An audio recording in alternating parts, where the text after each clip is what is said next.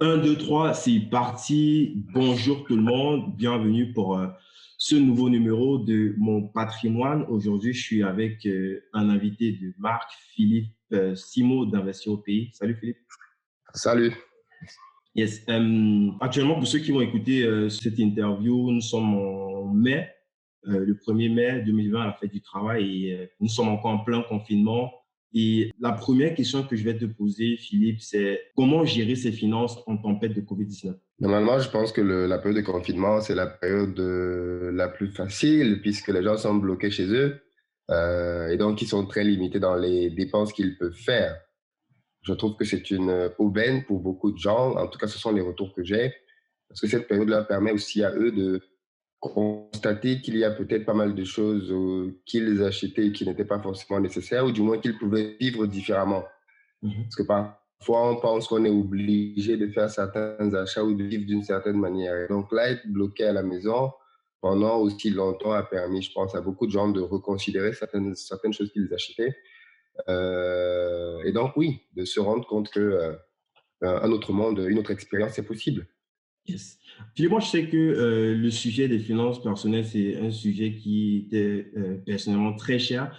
Et le but de ce podcast, quelque part, sans forcément donner des leçons aux gens, c'est de peut-être montrer comment est-ce que nous, c'est-à-dire toi ou les autres invités que je vais recevoir sur ce média, comment nous, est-ce que on gère cette partie finance et ça sera à chacun peut-être de prendre parti selon son propre profil pour peut-être piquer quelques pépites dessus et s'en servir. Donc, ma prochaine question, ça sera, pour toi qui es un entrepreneur déjà établi, avec des rentes qui tombent clairement, c'est quoi ta stratégie pour constituer et faire fructifier ton patrimoine? Sans citer forcément les chiffres, hein. On parle juste de stratégie, de vision à court, moyen, long terme.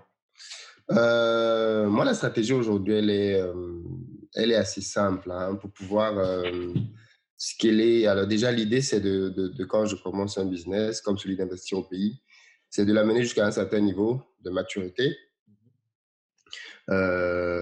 Et à partir de là, quand je me rends compte que le business roule bien, de le scaler. Pour le cas d'investir au pays, par exemple, aujourd'hui, c'est de pouvoir, toi qui connais en marketing, tu vas peut-être mieux comprendre, c'est de pouvoir davantage automatiser les process de vente pour avoir de la prévisibilité sur les chiffres d'affaires. Et aujourd'hui, moi, ma stratégie, clairement, c'est de pouvoir multiplier mon chiffre d'affaires à peu près chaque année. Et pour ça, Est-ce qu'il y a un multiple qui est prédéfini en amont? non, je pense qu'aujourd'hui, on est sur un marché sur lequel on peut, si on travaille bien, aller chercher plus de 10 millions d'euros par an.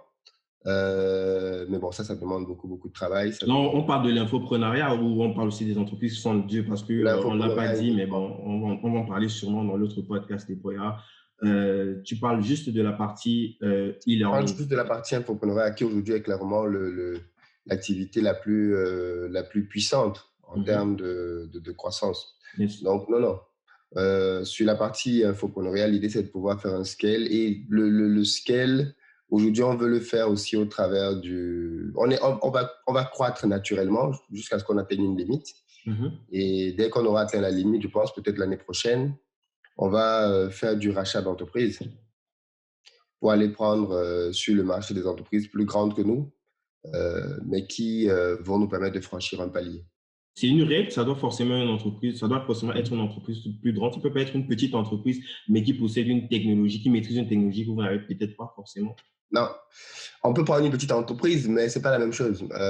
L'idée, c'est de prendre, c'est de faire du scale au Ma question, travers. c'est peut-être plus pour prolonger, récupérer en fait cette technologie qui pourrait potentiellement aider en interne à scaler peut-être plus rapidement, quoi. Oui, bon, si c'est une entreprise qui est petite et qu'elle a une technologie, la question qu'on va se poser, c'est pourquoi nous, petite entreprise, on n'a pas cette technologie-là déjà. Parce que vous ne voulez pas perdre peut-être les 3 ou les 4 ans que cette entreprise a eu à mettre pour pouvoir développer cette tech, prendre un truc produit fini comme les grosses entreprises le font souvent et l'adapter à l'intérieur, récupérer même les équipes pour accélérer le truc. Ça, c'est peut-être ma question. Oui, oui, oui, oui. Moi, je pense que si. Alors, quand je dis une grosse entreprise, je ne parle pas forcément d'une grosse entreprise dans la taille. Hein. Mhm. Attention. Je pense que si une structure a ce que tu viens de dire là, alors même si elle est petite en nombre, elle doit faire un gros chiffre d'affaires. Donc, en fait, l'idée pour moi ici, c'est de croître Justement, la stratégie que l'on veut faire, c'est la stratégie inverse. C'est la stratégie de la croissance par le crédit. C'est-à-dire, on a une entreprise aujourd'hui, et pas mal d'entrepreneurs en réalité, hein, parce que moi, je pense que c'est un scale énorme. Énorme quand tu veux gagner de gros sous. Mhm. C'est d'aller racheter des boîtes avec une banque. Par exemple, je dis n'importe quoi, si tu as une boîte qui fait 2 millions d'euros à l'année, par exemple, tu peux décider d'aller racheter une boîte qui te permet, par exemple, dans le cadre de la formation, en prenant un cas de figure très simple et très pratique, dans le cadre de la formation en France, par exemple, il y a pas mal de règles pour atteindre certains marchés. Donc, l'État conditionne pas mal les entreprises. Et si tu veux, par exemple, il y a vraiment beaucoup de sous là-dedans, mais vraiment beaucoup de sous. Et on parle de plusieurs, je crois, on est dans 3-4 milliards de dollars juste sur la partie e-learning. Ça, c'est une étude qui a, l'étude, je crois, a fait, c'est un truc qui va jusqu'à 2025. Ça prévoit en fait que ce marché-là monte jusqu'à, je crois, entre 4 et 5 milliards de dollars. Donc, il y a énormément de sous là-dedans, énormément, énormément. Et donc, justement, l'idée pour nous, c'est de devenir, parce qu'en fait, aujourd'hui, par exemple, l'État met de l'argent à disposition pour former du personnel à l'entreprise. Il y a ça dans beaucoup de pays maintenant, la formation professionnelle. Mais les entreprises qui sont habilitées à faire de la formation professionnelle, c'est la croix et la bannière. Donc, par exemple, si demain, effectivement, on tombe sur une entreprise, même petite, qui correspond à toutes ces règles-là et qui a déjà un bon portefeuille client, eh bien, nous, on peut être intéressé pour la racheter parce qu'effectivement, elle va nous faire gagner beaucoup de temps. Donc, c'est pour dire qu'effectivement, quelque part, ça peut peut-être rejoindre ce que tu disais. Mais en tout cas, l'idée de la croissance, c'est qu'elle va se faire comme ça. C'est en allant agglomérer des trucs de plus en plus grands. Parce que dans une deuxième partie, on espère à partir de fin d'année prochaine, on va aller en Afrique pour aller revoir plusieurs des gouvernements à ce moment-là, même des grandes entreprises, pour leur proposer le même type de service. Yes. Voilà ce que nous on fait en France aujourd'hui. Voilà comment est-ce qu'on rend les entreprises plus compétitives et plus compétentes. Et voilà ce que nous on vous propose. Si vous êtes d'accord, voilà comment on peut former vos cadres, vos dirigeants, vos managers, en leur donnant tel type d'outils pour tel type de résultats, pour tel type de performance. Aujourd'hui, je fais de la formation personnelle pour des gens comme toi, pas des particuliers, pour les aider à lancer des business. Demain, je vais élargir ça pour faire de la formation pour tout le monde. Pour toi, pour ta carrière, mais pour toi, pour tes business aussi. Yes. Je vais Donc, si on se rend compte voilà. qu'à un niveau interne, on ne peut pas faire ce scale naturellement, on va aller chercher une banque pour qu'elle nous aide à croître. Yes. Je vais légèrement revenir en arrière, peut-être pour les personnes qui ne comprennent pas ou bien qui ne sont pas au courant de cette possibilité-là. Je crois que c'est l'État, en fait, c'est quelque chose qu'on paye dans les impôts, non, cette formation. Comment tu appelles ça? C'est quelque chose qui est propre à la France. Alors, ça s'appelle avoir le droit individuel à la formation. Mais c'est quelque chose que Tous les tu payes, salariés, toutes c'est ce les que tu entreprises payes, cotisent tu pour payes ça. déjà ça dans tes... Ouais, effectivement. Okay, Toutes les entreprises cotisent pour leurs salariés pour ça. Donc, en fait, tous les salariés y ont droit. Mais en fait, les salariés ne sont même pas au courant qu'ils ont cette Si, possibilité-là. normalement, si. Le problème, c'est que justement, les formations qu'on propose là-dedans, généralement, n'intéressent pas les salariés.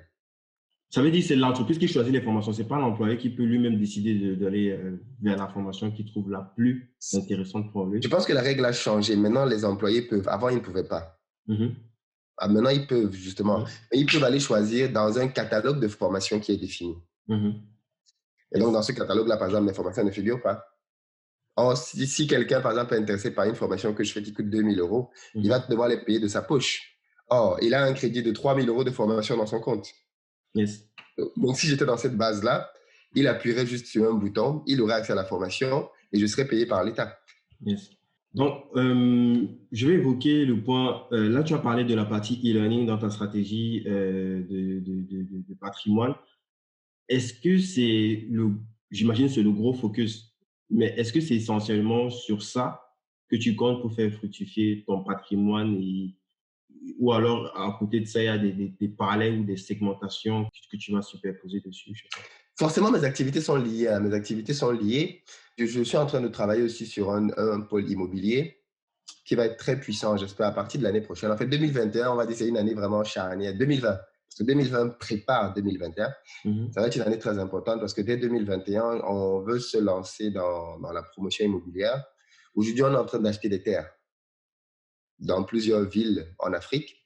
Et l'idée demain, c'est de pouvoir construire sur ces terres-là des résidences de très haut standing pour pouvoir faire de la VFA, vente en état futur d'achèvement. C'est-à-dire que montrer aux gens, voilà, on a commencé l'immeuble, acheter pour pouvoir acheter vos appartements en Afrique. Donc, ce sera vraiment dédié quasi exclusivement à la diaspora, mais pas que. Si quelqu'un paye les moyens d'acheter, on va lui vendre. Et ça, c'est un autre pilier dans lequel on sait qu'on va aller générer beaucoup de cash. Mhm. C'est On quoi, va ça aller, sera l'idée? Ça sera de ouais. commencer un truc et de Et montrer faire, concrètement qu'il et y a un truc qui vendre, existe et vendre même avant que le truc ne soit fini pour avoir tout du à cash fait, flow et pousser à aller comme ça chercher d'autres. tout à d'autres. fait. D'où l'importance pour moi de faire grandir ma communauté au maximum. Parce que c'est Mhm. dans ma communauté que je vais aller chercher les clients qui peuvent acheter ce genre d'appartement. Donc, il y a ce volet immobilier là qu'on veut faire. On veut faire deux projets. Un projet l'année prochaine, un l'année d'après. Enfin, un l'année prochaine et peut-être deux l'année d'après. Aller en multipliant aussi les projets. Donc, ça, c'est un Mhm. axe où je pense qu'on va vraiment avoir du scale assez puissant. Après, on a des activités agricoles, tu vois. Mais les activités agricoles aujourd'hui, elles se limitent vraiment à de la production agricole. Et ce n'est pas un levier sur lequel on va beaucoup s'enrichir. L'agriculture, pour moi, ça reste un truc à volet social. Il y a un impact. Tu fais à manger, tu vends au marché, ça te permet de donner du travail à beaucoup de personnes. C'est ça l'intérêt de ce truc-là. Et on veut aussi, dès cette année 2020, par contre, dans le domaine agricole, commencer à avoir des boutiques, au moins une pour commencer, une boutique dans laquelle on va écouler les produits qui sortent de notre champ. C'est quoi la stratégie? Est-ce que c'est pas plus intéressant de directement vendre à des grossistes? Non, quand tu vas à un grossiste, bah, comme toi-même tu dis, tu vas en gros. Ouais, ça fait sens en même temps. Donc, Quand tu c'est quoi? vas dans la Il y a boutique, une stratégie peut-être de maîtriser complètement la chaîne de valeur pour être déjà, rentable tu le vas plus gagner possible. plus. Maintenant, c'est plus risqué parce que tu viens faire un métier qui n'est pas le tien. Et en plus, il Clairement. faudrait que tu aies maintenant une gestion très rigoureuse de l'argent et des stocks parce que ce qui sort de ton champ, maintenant, il faut le tracer pour que ça arrive à la boutique, il faut le tracer pour que ce soit vendu, et sachant que tu as les pertes qui peuvent arriver parce que la nourriture va peut-être se gâter. En fait, dans un premier temps, ce qu'on va faire, c'est qu'on va vraiment se concentrer beaucoup dans la production animale. Donc là, en ce moment-ci, on est en train de travailler à fond pour développer la pisciculture. Bientôt, on va lancer le porc. Donc, l'idée pour nous, c'est de pouvoir faire les principales viandes, en fait. Puis, Yes. poisson, porc, poulet. Et donc, ces trois-là, on va créer une sorte de boucherie moderne, en réalité. C'est ce qu'on veut faire, Mhm. une boucherie moderne dans laquelle on met à disposition du marché des produits frais issus de nos propres champs, qu'on contrôle, justement. Yes. Aujourd'hui, les acteurs ne font pas ça. Donc, avant d'aller sur le prochain point, parce que j'aimerais que tu nous parles un petit peu comment, parce que là, tu t'es pas levé un matin, tu as commencé à aller sur tous ces axes-là. Donc, ma question, ça sera de comment bien s'organiser avant d'investir. Mais avant, euh, toi, qu'est-ce que tu dirais à une personne, un particulier surtout, parce que là, on ne s'adresse pas juste à des profils d'entrepreneurs. Qu'est-ce que tu dirais peut-être à un particulier, personne moyenne, qui a un salaire plutôt stable, qui n'a pas forcément des ambitions d'entreprendre, même si en commençant à investir, tu seras tout, il y aura un moment donné, il y aura un moment donné, tu auras cette pulsion-là, en général pour la plupart des personnes. Mais prenons une personne moyenne qui a un salaire fixe, qui a plutôt une vie moyenne, qui vit ici en Occident. Euh, Quelle stratégie est-ce que comment est-ce qu'il pourrait commencer, lui, à préparer son patrimoine ou à se constituer un potentiel patrimoine? Le basique, déjà, c'est qu'il faut qu'il puisse bénéficier des finances que l'État lui donne. Le prêt est un moyen de scaler. La première chose que moi je conseillerais à cette personne-là, c'est de pouvoir faire de l'immobilier, mais pas de l'immobilier classique qui consiste à aller acheter un bien et à le mettre en location. Pas du tout. Je lui conseillerais de faire, pour moi, les stratégies les plus puissantes qui soient. L'une des stratégies les plus puissantes en immobilier, c'est de l'achat-revente. J'achète un bien vieux, délabré, je le retape à neuf, Mhm. je le revends. J'habite dedans quelques mois, je le revends. Ça te permet de gagner de Mais l'argent il faut comme expliquer pourquoi tu dis d'habiter à l'intérieur, parce qu'il y a quelque chose derrière. oui, parce que bien évidemment, la loi aujourd'hui permet encore. Combien de temps est-ce qu'elle va rester? Je ne sais pas, parce qu'il y a maintenant des petits malins qui veulent qu'on enlève cette loi-là. Mais quand tu vends ta résidence principale, tu imposes 100% des bénéfices. Quand tu vends ta résidence secondaire, l'État et toi, vous partagez l'argent, 50-50. Excellent. Donc, donc l'idée, c'est de dire aux gens, allez et vendez, lancez-vous dans l'immobilier parce que vous avez des situations bancaires qui font que les banques peuvent vous faire confiance pour beaucoup d'entre elles. Profitez-en pour bâtir un patrimoine, que la banque vous serve de levier. Parce que beaucoup de gens, notamment les Africains, je me suis rendu compte, je sais pas quelle est la grande partie de ton audience, mais les Ouais, Africains, c'est un par exemple, mix hein, entre les Africains voilà, et… les Africains ont beaucoup de mal avec le crédit. Tu sais, culturellement, chez nous, les choses s'achètent cash. On achète tout cash en Afrique. Donc, on a cette culture de ah non, le crédit, c'est pas bien. Et quelque part, c'est vrai. Le mauvais crédit n'est pas bien. Prendre un crédit pour acheter une voiture, c'est stupide. Prendre un crédit pour se faire plaisir, aller voyager, c'est stupide. Prendre un crédit pour s'acheter un canapé, c'est stupide. Cet argent-là, tu devrais pouvoir établir une stratégie d'épargne, peut-être qu'on va en parler, pour pouvoir épargner cet argent-là avec tes revenus et t'offrir ces trucs-là en les planifiant, plutôt que d'aller acheter ça avec un crédit bancaire. En revanche, un crédit qui permet de t'enrichir, ça c'est bien. Prendre un crédit pour le mettre dans l'immobilier, ça c'est bien. Mais la difficulté, c'est que ce n'est pas tout le monde qui a un profil bancaire qui peut faire ça. Donc, ceux qui ont un profil bancaire qui peuvent faire ça, profitez-en. Allez voir vos banques et prenez une résidence principale, parce que si vous prenez une résidence secondaire, ça ne marchera pas. Prenez une résidence principale, retapez-la à neuf, toujours du vieux, retapez-la à neuf, allez habiter dedans, même si c'est pour quelques semaines, quelques jours, et vendez-la. Et avec cet argent maintenant, vous allez vous rendre compte que vous avez peut-être pris un crédit à la banque de 200 000 au total, vous avez pris un appartement de 150 000, vous l'avez retapé à 50 000 euros à neuf, flambant neuf, vous le revendez à 250 000, vous avez 50 000 euros dans votre poche. 50 000 euros, c'est le salaire de 2 années de travail pour des ingénieurs. 2 années de travail. Et vous l'obtenez en une seule opération. C'est très puissant. Vous avez 50 000 euros maintenant dans votre poche. Je pense que vous n'allez plus rester en vous disant qu'est-ce que je peux faire. Non, quand on a 50 000 euros dans son compte bancaire, il y a plein de choses qu'on peut faire derrière. Donc moi, je pense que l'immobilier, c'est un premier pas qui est en plus pas très risqué, qui permet de mettre le pied dans le business, de prendre goût à ça et de pouvoir maintenant avoir davantage de possibilités. Et attention, rien n'empêche de reprendre ce type d'opération-là 1 à 2 fois par an. Ben, c'est vrai qu'on Moi, je conseille un petit préférerais de peu commencer par ça. d'espacer et de ne pas. Sinon, là, tu as parlé des petits filous qui alignent comme ça les opérations. Ils se Sinon, font, vous ils êtes se font requalifié pécho. marchand de biens. Et dès que vous êtes requalifié marchand de biens, ça, c'est plus le Ben, niveau là, d'imposition c'est de un l'État. métier, quoi. C'est un métier, c'est très, très, très taxé. Là, par contre, si vous gagnez 50 000 euros, l'État va prendre une très grosse partie dedans. Yes. Excellent. Donc, là, on a commencé à répondre déjà partiellement à cette question de comment bien s'organiser avant d'investir avec un profil de salarié, quelqu'un qui a des ambitions ou pas, hein, mais qui a de base un profil de particulier. Pour toi, c'est quoi la suite? Là, c'est une partie, tu as constitué un certain cash flow. C'est quoi la suite en fait? Tu prends le cash flow, tu le jettes directement dans un business complètement ou il y a une stratégie plus safe, ne pas risquer. Alors, ce qu'il faut faire avant de se lancer, parce qu'effectivement, pour un particulier salarié qui veut se lancer dans le business, il faudrait d'abord, c'est vraiment un préalable, qu'il ait assaini ses finances personnelles. Si tu ne sais pas gérer ton argent perso, comme j'aime souvent dire, tu ne sauras pas gérer l'argent de tes entreprises. Tu ne sauras pas le gérer, tu vas multiplier les erreurs que tu fais à l'échelle personnelle. Donc, la première chose, c'est savoir gérer son argent personnel.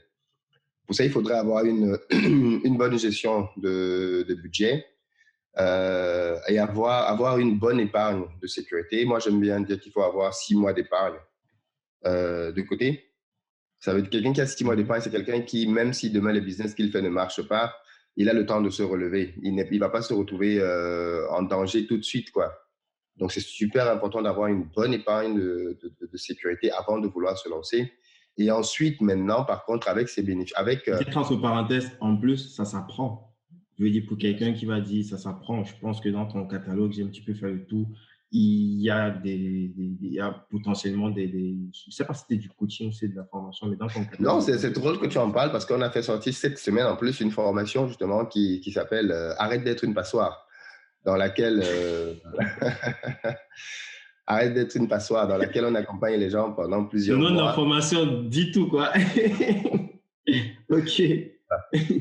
Donc, le but, c'est vraiment d'aider les gens à remettre leurs finances personnelles en ordre, justement, parce qu'on sait que si ça, c'est pas réglé, tu peux faire ce que tu veux derrière, tu vois, ça va pas marcher. Yes. Ça va pas marcher. OK. Assainir ses finances perso, donc regarder un petit peu où est-ce que fermer un petit peu les trous de la passoire. Et ensuite, j'imagine que cette possibilité, c'est pas la seule, hein, mais tu parles un petit peu là de la possibilité que tu trouves la plus efficace, quoi, pour faire en one shot l'équivalent de 1 envoi, 2 ans de salaire, quoi. Voilà. Surtout très rapidement, parce que beaucoup de gens ont des projets, tu vois, ils savent pas comment les financer. Je veux lancer tel projet, mais j'ai pas le capital. Beaucoup de gens sont dans ce cas-là. Eh bien, fais ce que je te dis en immobilier, fais 1, 2 opérations, tu as 100 000 euros, bon sang, tu as le capital. Quel est le projet que tu veux lancer? Tu ne peux pas commencer avec 50 000 euros ou 100 000 euros. Il n'y en a pas. Tu as largement le capital. Maintenant, je crains même que les 50 000 euros, tu ailles les flamber ou mal les utiliser parce que justement, tu as beaucoup trop d'argent entre tes mains. Mais non. Les étapes, moi, je dirais, c'est celle-là. Mais qu'est-ce Commencer que tu par... suggères après de peut-être voter un certain pourcentage de ce cash flow que tu as généré là pour te lancer dans ton projet et avoir des routes de secours? Je sais pas, ne pas mettre les mêmes dans le même panier. Je sais pas. Non, l'idée simplement, c'est de savoir comment lancer un projet. On ne lance pas un projet en mettant tout son argent dedans. Par exemple, aujourd'hui, tous les projets dont je te parle, que ce soit pour... si tu remarques bien, moi, j'aime bien les projets dans lesquels je sais que je peux m'appuyer sur la banque. Parce qu'en fait, en réalité, c'est comme ça qu'on s'enrichit dans une société capitaliste. C'est une société basée sur le capital. Et c'est le capital qui permet de s'enrichir. Yes. Et on a des banques aujourd'hui qui sont là pour mettre à disposition des acteurs économiques du capital. Il faut que les particuliers arrêtent de raisonner comme des particuliers et qu'ils raisonnent comme des entreprises et des grands groupes. Parce que les banques, elles sont là et pour plusieurs profils d'entre nous, elles peuvent nous accompagner. Parce que la banque qui te met de l'argent pour t'accompagner, par exemple, en tant qu'entreprise, elle va te demander un certain nombre d'éléments. Elle va te demander tes trois premiers exercices comptables. Ouais. Donc, ça veut dire que moi, par exemple, je suis en train de soigner mes exercices comptables. Le premier exercice comptable, on avait eu un chiffre d'affaires qui était plutôt correct. Le deuxième, on l'a multiplié par plus de 10. La deuxième année, on a multiplié ce chiffre d'affaires par plus de 10. Et donc, là, maintenant, pour la troisième année, on sait qu'on va encore franchir des paliers. Et quand tu viens avec une banque et que tu as une boîte qui fait plus de 1 ou 2 millions d'euros de chiffre d'affaires, hein, elle n'a aucun problème à te prêter de l'argent pour... La banque peut te prêter 3-4 millions d'euros. Mais avec 3-4 millions d'euros, on parle quand même de plusieurs milliards pour ceux qui sont en France CFA, on parle de beaucoup d'argent. Avec 3-4 millions d'euros, le type d'entreprise que tu peux aller racheter, c'est des boîtes dans lesquelles, c'est des boîtes qui peuvent générer tous les mois 200 000 euros de chiffre d'affaires, tous les mois.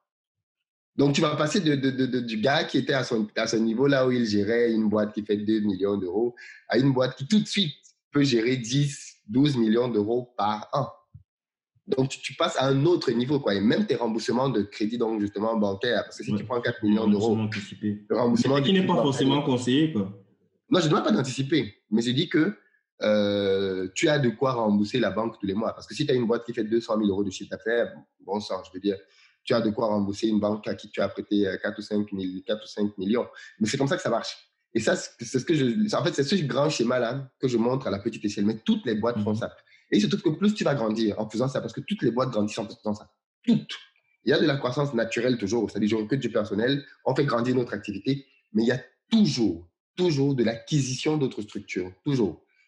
Et donc, cette logique donc, de croître par l'acquisition d'autres structures, donc avec le support des banques, parce que ce sont les banques qui financent ça, et bien à l'échelle individuelle, le seul domaine là où tu peux faire ça, quand tu n'as encore rien, c'est l'immobilier. C'est très, très intéressant. Ça. Parce que dans cette logique de croissance par les banques, aucune banque ne va venir te prêter à toi, à l'individu, de l'argent pour que tu ailles acheter une entreprise. Non, elle ne fera jamais ça. Parce qu'elle ne sait pas si tu sais gérer de l'argent en tant qu'entreprise. Elle ne sait pas si tu sais gérer, si tu as la capacité managériale. Voilà pourquoi on te demande 3 années d'exercice. Parce qu'on sait qu'au bout de 3 ans, tous les petits joueurs sont out. Voilà. Ouais, si au bout de 3 ans, on voit que le gars est toujours là et chaque année, il croit dans son argent, on peut l'aider à aller peut-être plus loin. C'est le but d'une banque en réalité, normalement. Accompagner le secteur économique. C'est de la confiance. Ils vendent voilà. Ils minimisent le risque. Yes. Donc, on a parlé en début d'interview de justement cette pandémie qui sévit actuellement. Pour certaines personnes, c'est la fin du monde. Donc, Philippe, pour toi, où est-ce qu'il faut investir avant la fin du monde? Je pense qu'il faut investir à l'endroit le plus important, c'est sur soi. C'est sur soi. Parce que cette crise permet aux gens de se rendre compte que le salariat, qu'on le veuille ou non, c'est fragile. Moi, j'ai beau le dire tous les jours dans mes canaux, il y a des gens qui continuent de beaucoup miser sur le salariat. Je pense que cette crise-ci là permet de se rendre compte. Pour certains, ils sont en chômage partiel, d'autres, ils ont de l'entreprise à fermer, d'autres ne savent pas à quel sein se vouer, d'autres ne savent pas à quoi ils vont être mangés à la reprise parce que l'entreprise va aller tellement mal. Ça va faire 2 mois que l'entreprise n'a pas fonctionné. Donc, tout ça, ça permet aux gens de se dire « waouh ». Donc là, il nous reste 3 semaines. Moi, je pense que les gens doivent réaliser que leur plus grande source de revenus, c'est eux-mêmes. Yes. Et pour ça, moi, j'appelle les gens à se former dans le domaine dans lequel ils veulent se diversifier. Il y en a plusieurs. Et commencer à avoir une autre source de revenus en plus de leur salaire. Moi, je ne dis pas aux gens qu'il faut lâcher son salaire du jour au lendemain. Mais je dis qu'il faut commencer quand même à se dire il faut que je puisse non plus dépendre d'un seul robinet, le robinet de mon patron, mais que je puisse créer d'autres robinets. Et aujourd'hui, avec des trucs comme l'immobilier, la bourse, ou alors même tout ce qui va être Bitcoin et autres, pour ceux qui s'y connaissent, il y a des alternatives. Il y a des alternatives qui existent, mais les gens sont paresseux. Ils ne veulent pas apprendre. Donc, ils se disent, ouais, mais non. Et pourtant, tout le monde entend parler de tous ces trucs depuis des années. Depuis des années. Mais une grande partie de la population encore ne sait pas du tout de quoi on parle quand on parle de tous ces éléments-là. Donc, du coup, moi, je pense qu'il faut se former. Et tu sais, on aime dire qu'il y a 4 piliers d'enrichissement. L'immobilier, la bourse, la création d'entreprises qui engendre deux piliers, business en ligne et business physique. Donc, en fait, tout le monde est dans ces 4-là. Et puis, maintenant, libre à elle de voir dans lequel elle pense qu'elle sera le plus à l'aise à aller. Et donc, qu'elle commence à se former dans ce truc-là. Dans les 4 domaines dont je viens de te parler, en 3 semaines, tu peux te former de manière consistante. En 3 semaines, tu peux te former pour l'ancien business. Ouais, Tu peux te former pour on l'ancien parle, on business en parle ligne. de soft skills, on dit on ne parle pas peut-être de médecine où tu dois faire 10 ans et tout. C'est des soft skills sur lesquels tu peux directement passer à l'action et avoir des résultats qui sont même peut-être pas directement parfaits, mais qui produisent déjà quelque chose que tu vas optimiser. On Et n'a que pas tu peux besoin que ce soit parfait. On n'a même pas besoin que tu gagnes de l'argent dans 3 semaines. On a juste besoin que tu sois dedans. Mhm. Dès que tu es dedans, si tu continues de travailler, tu vas forcément finir par gagner de l'argent. En fait, c'est ça qui est bien avec le business, c'est que tout ce qui va être ultime, c'est ta capacité à persévérer. Si tu persévères, tôt ou tard, tu gagneras. Tôt ou Mais tard. Tu peux commencer à gagner tout de suite, c'est super. Mais même si tu ne gagnes pas tout de suite, la garantie que je te donne, c'est que si tu restes dedans et que tu continues de bosser intelligemment en changeant ce qui n'a pas marché les fois d'avant, tu vas forcément finir par gagner. ceux qui ne réussissent pas, c'est ceux qui se sont arrêtés trop tôt. C'est ça. Merci Philippe. Peut-être une dernière question avant qu'on ne se sépare. Tu as parlé de crypto là. Tu as investi aussi dans la Pas blockchain, que ce soit encore. dans les crypto. Pas encore, pas encore. Je suis très, très courtisé dans ce secteur-là. J'imagine. Il y a beaucoup de personnes qui me font des offres. Pas encore. Pas encore. Donc, Yes. je ne peux pas. Comme je dis, moi-même, c'est un truc dans lequel que je suis en train d'apprendre. Tu vois? Mm. Parce que moi, la règle, c'est ça. Il faut toujours mettre ton argent dans quelque chose que tu comprends. Moi, je ne Ouais. mets pas mon argent parce que je fais confiance à On quelqu'un. m'aurait Non. de fait, ouais. Il faut comprendre. C'est quelque chose qui est assez complexe, surtout la partie crypto. Mais sinon, si on parle de blockchain, la technologie en elle-même, c'est un petit peu comme à l'époque, dans le début des années 2000, quand on parlait de Java. C'est une révolution sur laquelle il y a plein de choses intéressantes qui vont complètement disrupter le monde qu'on connaît aujourd'hui. Pas juste en termes de monnaie, on parle aussi de smart contracts. Il y a plein d'éléments qui vont. Je pense que dans les prochains épisodes, on aura un expert qui va venir nous en parler sur ce podcast. Je te remercie encore, Philippe, pour cet échange, pour ce partage. Et on se dit à très vite. Et du coup, peut-être, où est-ce qu'on te retrouve? On t'écrit sur LinkedIn? Je sais pas, Non, déjà sur sur toutes mes Investir au plateformes. pays, mais Sur toutes mes plateformes, mais sinon, on peut m'écrire sur contact@investiropayes.com. Sinon, oui, effectivement, on peut m'écrire sur Instagram ou même sur LinkedIn, 2 plateformes sur lesquelles on peut avoir des réponses. Mais le mail reste bien évidemment le canal le plus direct. yes, donc on va mettre tout ça en description. Merci encore, Philippe, et à très vite. Merci à toi, à bientôt.